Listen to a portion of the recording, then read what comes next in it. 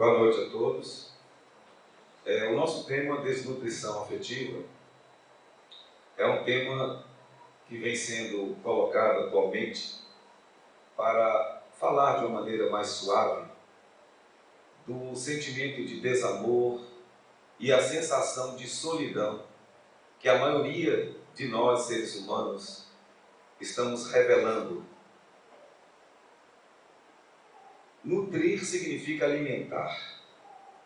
Desnutrir significa falta de alimentação. Quando estamos bem alimentados, de forma saudável, as nossas funções vitais estoam plenamente. Quando estamos mal alimentados, o sistema imunológico entra em deficiência e assim os micróbios invasores, eles são oportunistas e vão proliferar com grande facilidade, gerando doenças que poderão nos conduzir até a desencarnação. Mas quando se fala do tema desnutrição, estamos falando de evolução espiritual. E aí nós vamos remontar os textos que fazem parte do capítulo 4 de O Evangelho segundo o Espiritismo e o material que está em todas as obras da codificação espírita, elaborada por Allan Kardec, juntamente com os espíritos benfeitores, dando-nos contas sobre o que seja o espírito. Atualmente também se fala de várias possibilidades de desenvolvimento da nossa inteligência, já que nós somos, como espíritos imortais, o princípio inteligente do universo, nascidos ignorantes, simples, devendo desenvolver-nos ao tal ponto em que poderemos chegar à condição de espíritos puros, à perfeição máxima possível, aquela que Jesus atingiu. E dentre as múltiplas inteligências parciais deste processo de evolução espiritual, existe a evolução ou a inteligência existencial, que é o existir. Essa inteligência vem sendo trabalhada há séculos, pelo menos há 6.000 anos, como se tem notícia, quando os grandes filósofos indianos, depois os egípcios e logo demais os gregos, fizeram aquele grande questionamento: quem eu sou? De onde eu vim? Para onde eu vou? E é em cima desta síntese que a doutrina espírita se apresenta para nos dizer realmente quem nós somos. E diz que nós somos espíritos imortais, criados por Deus. E o nosso destino, atingirmos a perfeição. E para isso vamos caminhar milhões e milhões de séculos e milênios, até conseguirmos atingir a plenitude possível. Então agora, com a doutrina espírita afirmando-nos, já sabemos que nós somos espíritos imortais, seres pensantes. Existimos porque pensamos, como disse o pensador francês René Descartes. E aqui estamos nós, nesta caminhada, desenvolvendo a inteligência, trabalhando a nossa evolução espiritual. E hoje já entendemos, conforme a maturidade atingida, que de fato nós não somos isso que aqui agora apresentamos. Isso que eu falo, a aparência, o corpo físico, as vestes que adotamos, o nome que nos identificamos e até mesmo os RGs e os CPFs ou CNPJs. Porque na realidade isso apenas é uma circunstância de uma etapa multimilenar do processo de evolução. Qualquer um de nós será uma pessoa iludida se a gente achar que a gente é o nome que a gente tem, o sexo que a gente definiu, o número que nós nos identificamos socialmente perante os programas institucionalizados dos governos que precisam controlar a população. Nós não somos nada disso. Nós somos simplesmente almas imortais. E como tal, o Espiritismo nos convida a fazermos uso da nossa inteligência de modo a que ela realmente atenda às nossas reais necessidades. Dentro do nosso processo de amadurecimento, que é muito grandioso, existe também uma deficiência enorme, já que grande parte do nosso cérebro, como atestam os cientistas, os neurologistas, não está ocupado. É exatamente a parte que nos falta. Assim, de grosso modo, se diz que apenas 10% do nosso potencial de raciocinar, de concluir, de intelectualizar aquilo que nós desejamos, usando a matéria para tal, usamos apenas 10%. Então, significa que temos muito caminho para dar, até atingirmos a plenitude que Jesus chegou, já que Jesus, em relação a essas inteligências múltiplas, ele transformou todas em uma só. Enquanto nós outros ainda estamos nas tendências de um ou de outro. Mas, quando se atinge a perfeição, aquela que Jesus, como modelo e guia, veio nos apresentar, dentro daquilo que é possível ao nosso entendimento, no caso dele, ele é superior, ele é o governador do planeta, porque não tem mais o que desenvolver em termos de inteligência. Já atingiu o grau máximo. Ele disse: amai-vos uns aos outros, como eu vos amo. E chegando ao ponto de colocar-se assim: qualquer de vós que estiver sofrendo, que estiver cansado, me procure, que eu vos aliviarei, eu vos consolarei. Mas, sobretudo, disse: aprendam comigo, porque eu sou manso e humilde de coração. E aí está a nossa vida afetiva. Estamos desnutridos. Praticamente todos nós estamos queixando de desamor, de desatenção, de desnutrição afetiva. Nós não estamos nos sentindo preenchidos. Estamos sentindo um vazio existencial enorme. E aí vamos procurar meios de saciar esta sensação de vazio. Muitos vão para a sexolatria. O prazer intenso do sexo poderia ser a solução para estancar este vazio na alma. E as experiências são feitas e, no entanto, parece que o vazio aumenta ainda mais. Outros vão recorrer às drogas, lícitas ou ilícitas, para sentirem sensações diferenciadas que possam abafar este vazio na alma, essa desnutrição afetiva.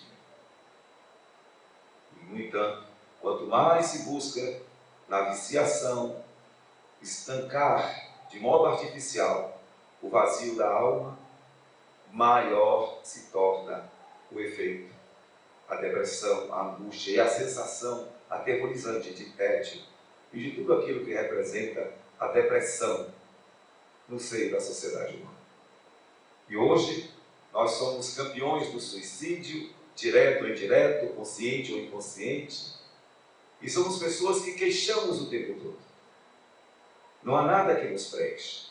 E a propósito disso, os 10 países mais ricos econômico-financeiramente falando do mundo são os que apresentam os maiores índices de insatisfação existencial. Demonstrando que este vazio, essa desnutrição na alma, não poderão ser atendidos através dos prazeres sensoriais. Pesquisas mostram que na década de 1960, quando houve um grande movimento libertário, onde as pessoas saíam por aí dizendo paz e amor, dizendo sim ao sexo livre, nada de repressão, nada de contenção dos prazeres, foi o período também em que as doenças existenciais se alarmaram.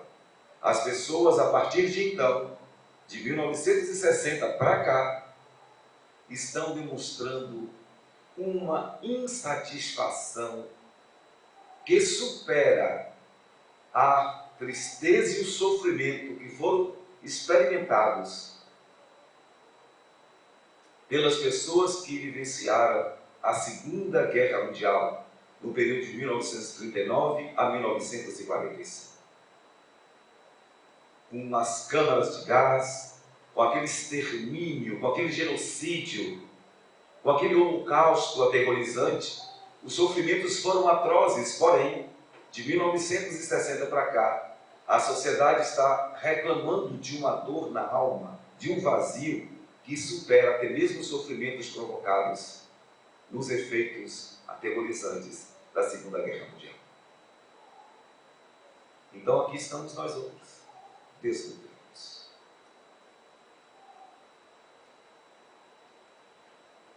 Edson Carneiro, que apresentou-nos o livro Bem Sofrer e Consolar, também analisando estas questões, ele nos põe a pensar no seguinte: a solução já existe. Jesus, ele maravilhosamente bem, como o espírito mais inteligente, mais perfeito que passou por este mundo, por isso que ele é tão respeitado, que quando ele chegou aqui, um tempo parou e começou do zero. Quando os sacerdotes que queriam tentá-lo, pegá-lo em algum erro em relação às escrituras do Velho Testamento bíblico, questionou sobre os mandamentos contíguos apresentados por Moisés, os 10 mandamentos. E perguntaram: qual o maior mandamento? Ele repetiu o primeiro mandamento: amarás o Senhor teu Deus com toda a tua alma, com todo o teu coração. Este é o primeiro e o maior mandamento. Mas eis o segundo, que é tão importante quanto o primeiro: amarás o teu próximo como a ti mesmo. Pronto. Aí está a proposta, aí está o roteiro. Não se pode amar a Deus sem amar o próximo, e não se pode amar o próximo sem amar a Deus. A pergunta racional, usando a nossa inteligência existencial, é: o quanto que nós amamos Deus? Realmente Deus é importante? A gente vincula toda a nossa vida a Ele? A gente reconhece Deus como nosso Pai, como nosso Criador? A gente reconhece, como disse João o Evangelista, que Deus é amor?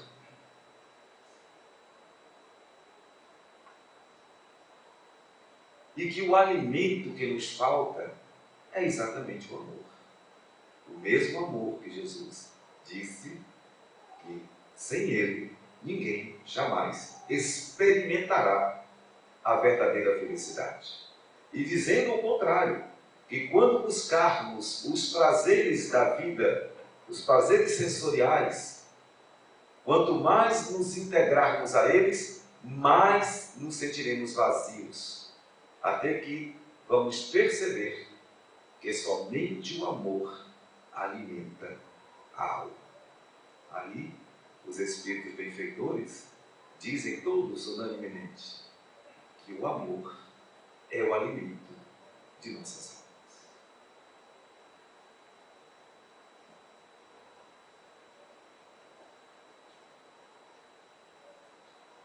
Meditando sobre isso, num determinado dia, ao final daquele dia, como era de costume em Cafarnaum, as pessoas iam até o lago com um pote para encher d'água e levar para casa para se abastecerem durante a noite.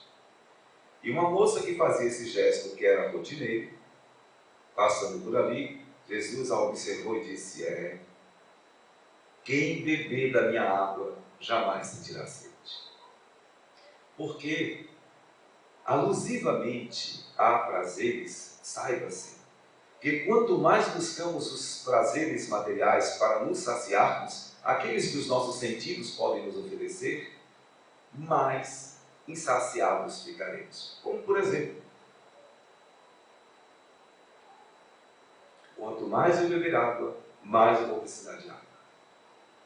E aí, ele usando a expressão da água, que é o elemento primordial do nosso planeta, ele afirma: quem beber da minha água jamais sentirá sede. Que água é essa? Novamente, reportemos. É o amor. O amor. Simplesmente o amor. Em uma de nossas aulas esta semana, um dos nossos alunos nos fez a seguinte colocação: o espírito, quando está fora do corpo físico, quando desencarna, como é que ele se alimenta? Nós fizemos uma explicação breve, dizendo que, na realidade, estando encarnados ou desencarnados, mais de 70% dos nutrientes que nós precisamos para manter as nossas células físicas vitalizadas vem da energia solar, diretamente pelos poros ou através da respiração. E o restante, quase 30%, vem dos alimentos sólidos e líquidos que nós vamos buscar na natureza. Alimentos esses que também são 100% repletos de nutrientes trazidos pelo Sol.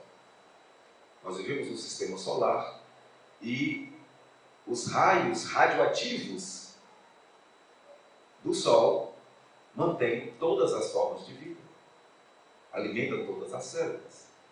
Quando o espírito está desencarnado, ele se alimenta diretamente destes fluidos, a não ser aqueles que estão muito apegados à matéria, que ainda sentem uma falta extrema dos ingredientes viciosos, daqueles 30% que se pode obter quando se está encarnado, inclusive os alimentos considerados normais.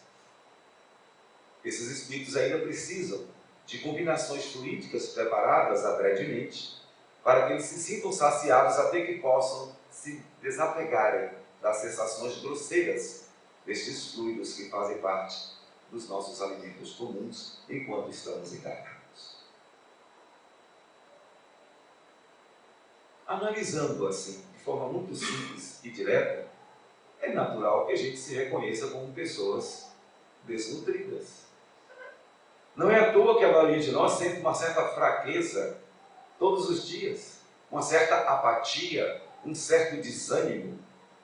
A gente tem que praticamente fazer uma autodoutrinação para se convencer a ir ao enfrentamento das coisas necessárias que estão programadas para fazermos naquele dia. É uma apatia geral. Porque realmente os desnutridos sentem fraqueza. Nesse sentido, os Espíritos nos ensinam, nos mostram que a gente vai tentando construir também energias que vão constituir no afeto, no amor, no alimento que a alma realmente precisa. E aí é onde entra um novo desastre existencial. Nós vamos conhecendo as pessoas, primeiramente através da família. Dentro de uma programação muito bem feita, a ideia genial de Deus é agrupar-nos, quando encarnados, em pequenos grupos, que são as famílias, assim chamadas dentro do aglomerado social. Para que ali possamos desenvolver laços de intimidade, para que sejamos mais íntimos uns dos outros. E é exatamente neste processo de sermos mais íntimos que nós vamos ter as grandiosas experiências para desenvolvermos o afeto. Lembrando que afeto é carinho, é amorosidade, é apego sincero, é a necessidade de estar com o outro. E nós estamos também envolvidos nesse processo tão natural de nos procurarmos uns aos outros. Mas, como diz o capítulo 4 do Evangelho segundo o Espiritismo, a intimidade que vamos desenvolver Será apenas com o pai, com a mãe, com os irmãos, com os parentes próximos daquela encarnação? Absolutamente não. Mesmo porque nós vamos ter milhares de encarnações, então nós vamos ter várias permutas familiares numa convivência onde ora seremos pai, ora seremos mãe, ora seremos filho, filha, irmão. E vamos assim nos reencontrando inúmeras vezes para desenvolver a afetividade. Mas neste processo de encontros íntimos, nós vamos, em primeiro lugar, quando se trata de um casal que está iniciando uma família, nós vamos encontrar o prazer sexual como sendo o ponto de atração, atendendo à grandiosa lei de reprodução, apresentada em O Livro dos Espíritos. A partir daí começa-se a construção da afetividade. O que vem depois? Depois do sexo, na convivência diária, nos filhos que chegam, nos parentes que vão se juntando, aí teremos a oportunidade de apresentarmos as nossas diferenças uns para os outros. Já que não existe um só espírito igual ao outro. Deus não reproduziu um só espírito igual. Mas é justamente sendo cada um uma individualidade própria, ao nos encontrarmos, é que vamos começar a desenvolver a afetividade fora do prazer sexual, que é a capacidade de compreender o outro. Então você pensa assim? Eu não. Eu penso totalmente diferente. Mas eu te respeito. Continue pensando assim. Eu vou continuar pensando do jeito que eu penso. Porque eu entendo que tanto eu quanto você somos almas em processo de evolução. E é certo que o que eu penso hoje, amanhã eu poderei ter que reformular. Porque eu vou entender melhor a vida, vou entender melhor as pessoas, vou me compreender melhor, vou entender Deus, vou entender a existência. E quando eu for alargando o meu entendimento da vida, eu cada vez mais vou gostar de você do jeito que você é. Não vou te cobrar nada. Aliás, nesse particular, todos os espíritos benfeitores nos orientam. Por favor, assim como Jesus dizia, não julguemos uns aos outros. Não vamos esperar dos outros aquilo que os outros ainda não têm para nos oferecer. Se estamos todos famintos, se estamos todos desnutridos, o que é que a gente vai oferecer para o outro se alimentar? Até porque cada espírito é como uma árvore plantada. A semente que produz a árvore é que tem que sofrer um processo de busca do alimento para que a árvore cresça, usando os elementos gerais externos, todas as intempéries, todas as situações adstringentes para o crescimento. Então, cada um de nós é uma semente única e cada um de nós, como Jesus tanto sugeriu, ele com a sua inteligência naturalista, sempre usando os exemplos da natureza, mostrando-nos como sementes, sementes únicas.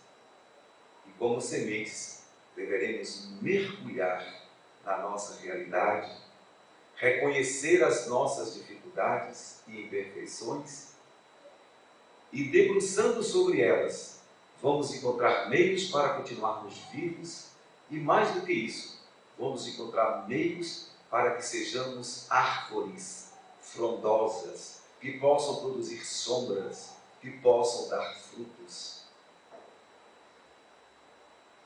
Expressão típica do Mestre Jesus. Ele ainda dizia vai-se conhecer uma árvore pelos frutos que dá. Uma árvore boa dá bons frutos, dá sombra, alimenta a muitos. Uma árvore ruim não dá fruto algum. Ninguém pode se alimentar dela. Dizendo que, na realidade, nós deveremos nos preencher de tal maneira como uma árvore frondosa e de frutos bons, para que qualquer pessoa que se aproxime de nós, qualquer animal, qualquer inseto que seja, que todos possam se sentir saciados ao entrar em contato conosco. Que possamos ser aquela sombra, naquele dia em que o calor está intenso, e o único recurso é o abrigo da sombra de uma árvore. Que possamos ser o alimento bem temperado, sazonado, para diminuir a sensação de vazio das pessoas que convivem conosco.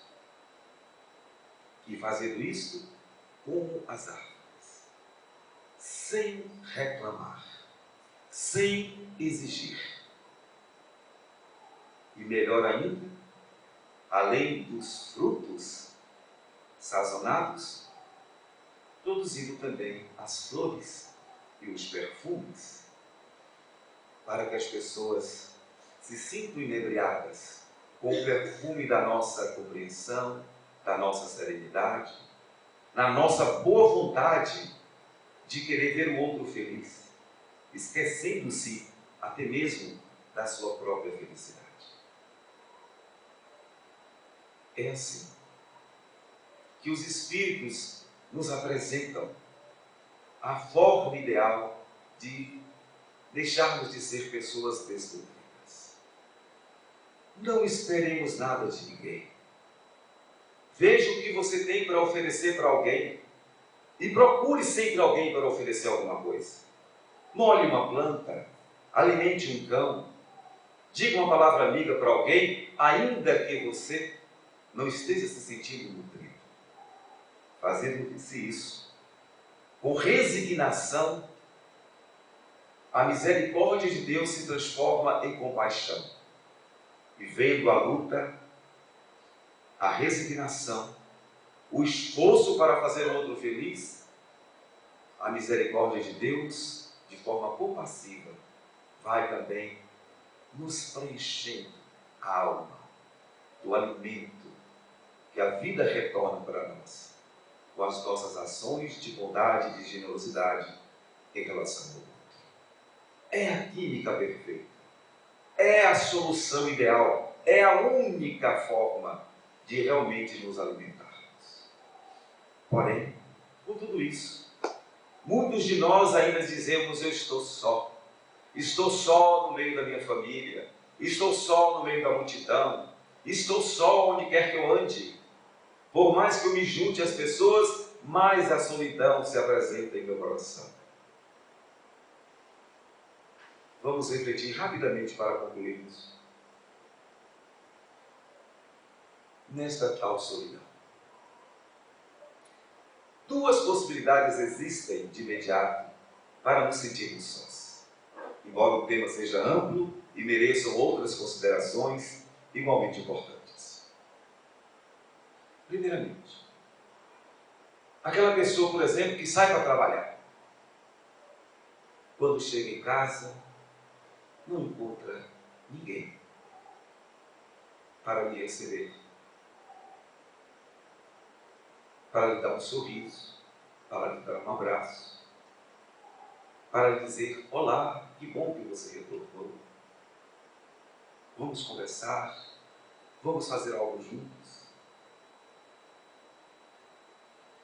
Esta solidão, na sua maioria, ela é fruto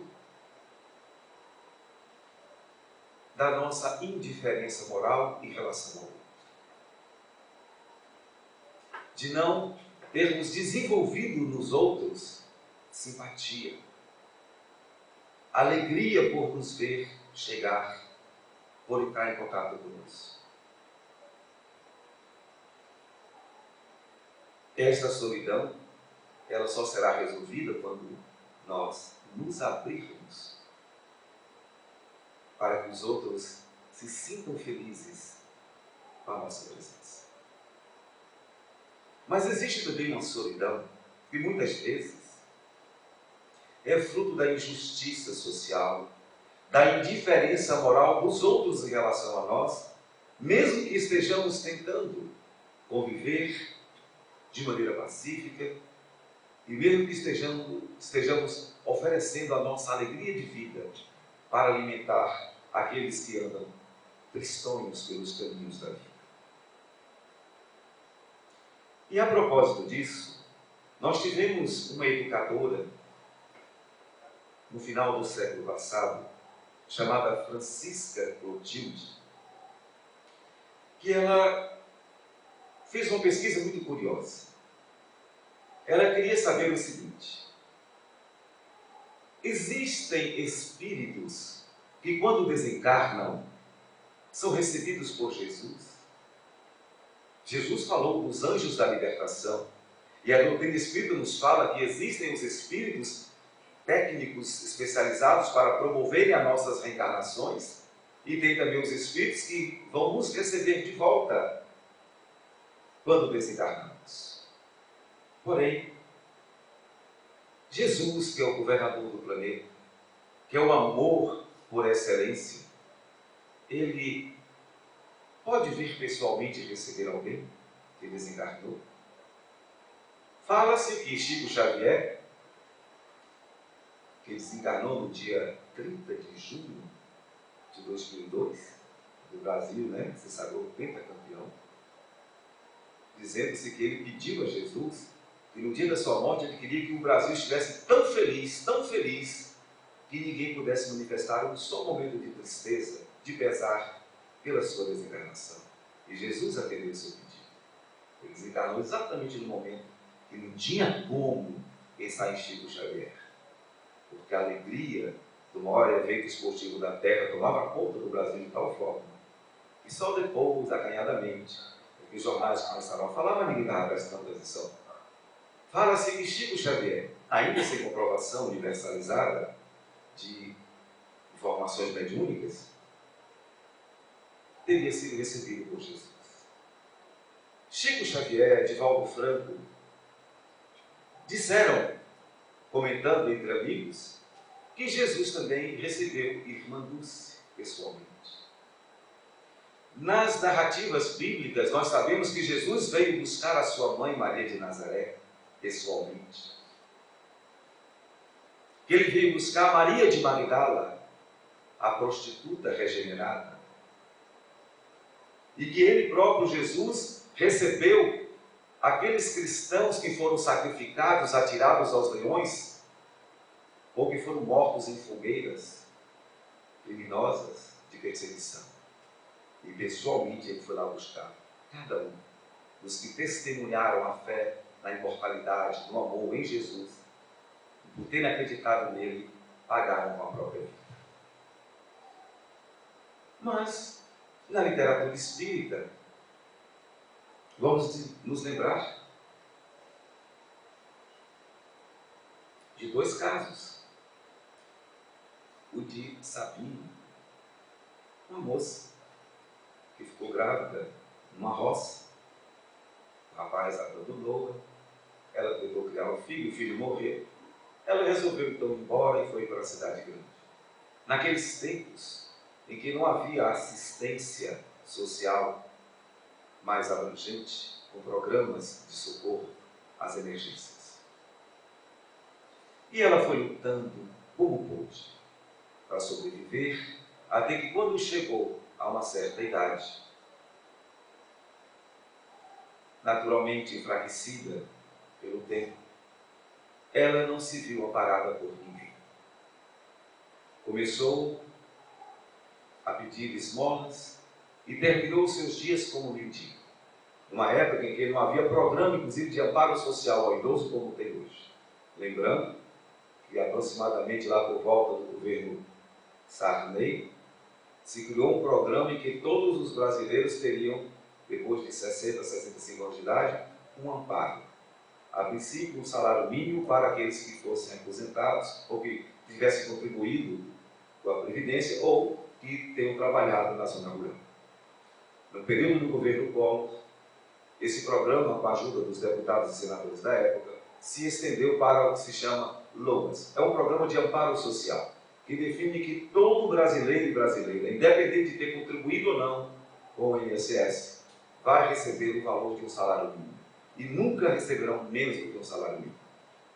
E assim vão garantir a sobrevivência minimamente digna. E é o que acontece nos dias atuais.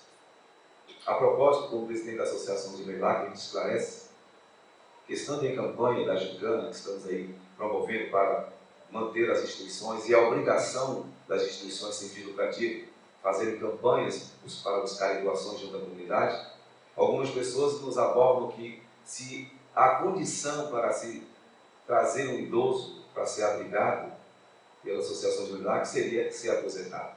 A gente logo esclarece que não existe mais isso no Brasil. Qualquer pessoa acima de 70 anos tem direito a esse amparo social. Se faz a requisição, o encaminhamento, e esse salário mínimo ainda não tem direito a 13º, mas o salário mínimo é uma garantia mínima para a sobrevivência. Mas como nós sabemos, nem todos os idosos conseguem se manter com o valor de um salário mínimo. No nosso caso, principalmente, só buscamos atender aqueles idosos que justamente têm tantos problemas para serem resolvidos e os proventos do salário mínimo não são suficientes. Haja vista dizermos que o que se arrecada na Casa dos Velhos de Brumado atende apenas 46% daquilo que é serviço de manutenção. O restante vem através de doações da comunidade brumadense. Apenas a título de esclarecimento. Lembrando, então, que naquela época Sabina não tinha esses amparos. E morreu na mendicância. Conta-se que Chico Xavier menciona, aliás, conta-se não, Chico Xavier recebeu uma mensagem em uma de suas obras, falando que Jesus veio buscar Sabina, pela condição de desamparo, de descaso total, de abandono em que ela se encontrava, pela indiferença moral de todos. Inclusive, Brumado está de parabéns há muitos anos, graças à iniciativa de várias moças que fizeram esse movimento para termos o nosso abrigo. Brumado, você não vê idoso abandonado nas ruas. Não tem. Nós não temos esse problema em Brumado. Graças a todos dessa comunidade, que está dignificando a terceira idade nesse sentido. E também, Chico Xavier nos traz a notícia de que Tidinho, um palhaço, também morrera abandonado nas ruas de uma grande cidade, um dia de muito frio, aos 92 anos de idade. Ele que passou a sua vida ativa, promovendo alegria, trazendo sorriso para todas as pessoas que passam por grandes problemas existenciais, por provações, expiações próprias deste mundo, mas que tinham ali alguns momentos de alegria com as suas brincadeiras. Fora também esquecido e morreu como um mendigo aos 92 anos de frio. Conta-se que Jesus também veio buscar. E o que se sabe é que Jesus todos os dias veio buscar alguém aqui na terra. Especialmente as pessoas que lutam, que acreditam nele, que se sacrificam, que dão a vida para desenvolverem o amor. Pessoas que já entenderam inteligentemente que nós todos somos rigorosamente irmãos. Nós somos filhos do mesmo Pai. Nós temos a mesma origem e vamos ter o mesmo destino.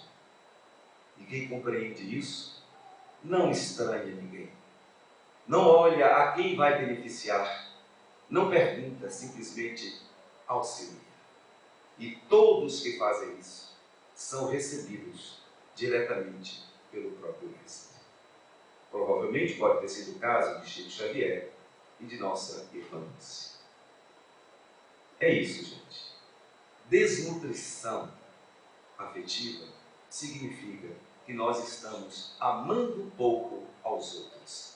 E nós estamos na postura de crianças que ainda não sabem produzir o seu sustento e ficam dependendo dos outros para se manterem vivas. Devemos ter o cuidado de sermos maduros o suficientes para nós próprios construirmos o alimento da alma que vai nos fazer feliz. É o amor que se dedica ao outro. E que deixemos de uma vez por todas de cobrar do outro o que ele na verdade não tem para nos oferecer. E muito obrigado a todos pela respeitosa atenção.